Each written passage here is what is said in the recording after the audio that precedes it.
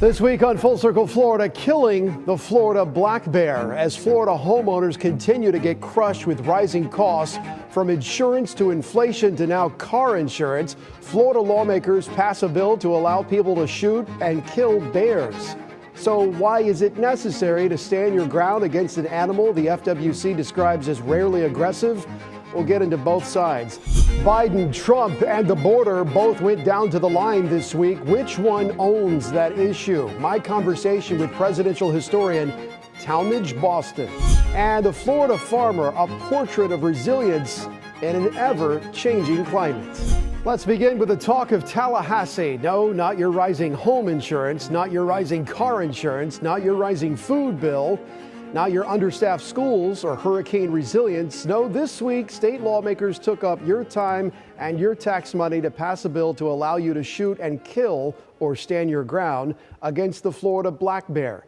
Here's Forrest Saunders on where this could go next. You've seen them from Destin We have a bear.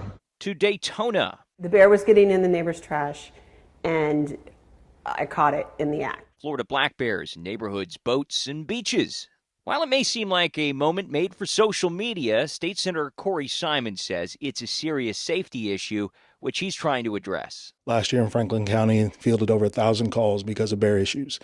And so it's truly a problem in this district. Simon's carrying what some call the Stand Your Ground for Bears bill, which is very close to heading to Governor Ron DeSantis. It just needs final approval from the Florida House. Have all members voted?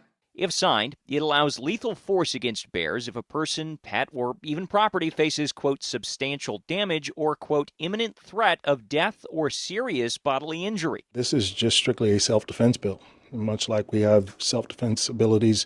If there was a person that broke into our house, we should have those same abilities if a bear comes into your home. There are protections, Simon says, to keep this bill from becoming a license to hunt bears. No use of lures like food or, quote, intentionally putting oneself in a dangerous situation. This will exacerbate their extinction.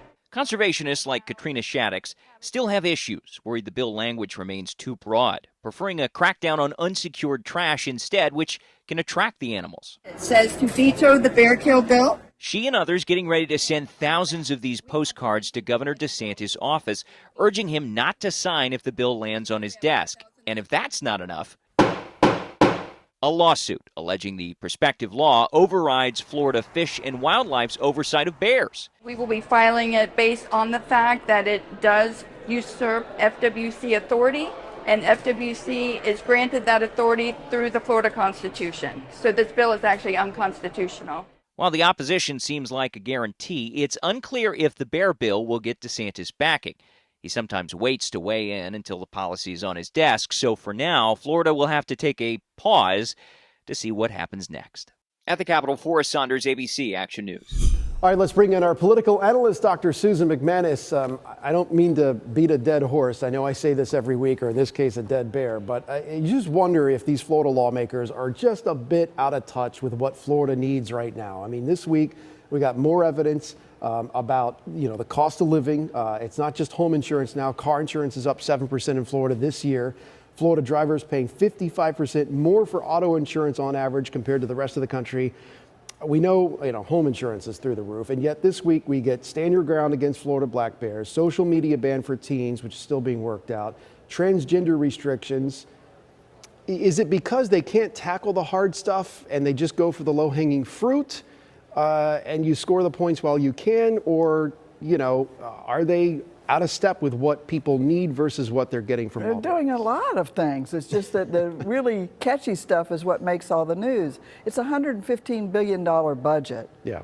And they've already passed major legislation improving people's health care, affordable housing got some more money. You also see the bills that are coming along that are budget related. You're going to see a lot of more money into school safety and mental health. You got big environmental money that's going in.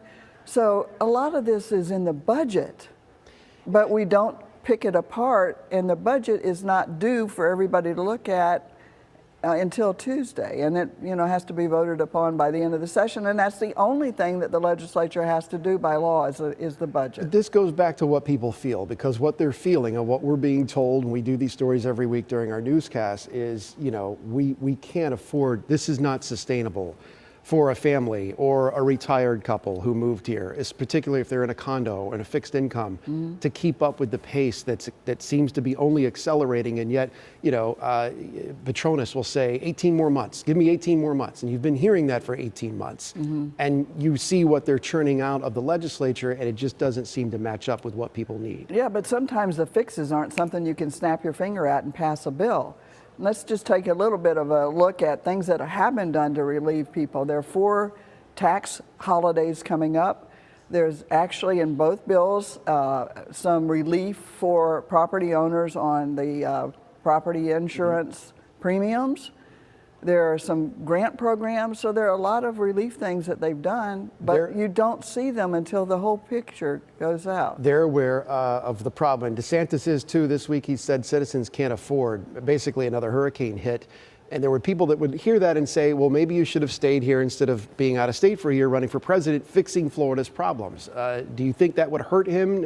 Or, is it good that he's back in the state figuring this out? Well, from the very beginning, there were those who didn't want him to leave, and realizing that on the road does make you a little bit more out of touch. But let's face it, we're in an era of anybody can contact anybody on cell phone or whatever else.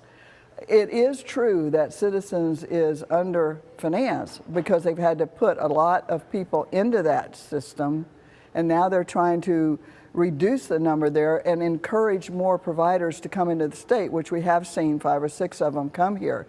But let's put it big picture. Many states that are prone to disasters, tornadoes, fires, hurricanes, floods, are begging Congress to come up with an emergency funding because they're experiencing the same problems with their insurance company. It's not just a Florida problem. No. We'll leave it there. Susan, thank you. Next on Full Circle Florida, break from the politics and to the strawberry fields forever.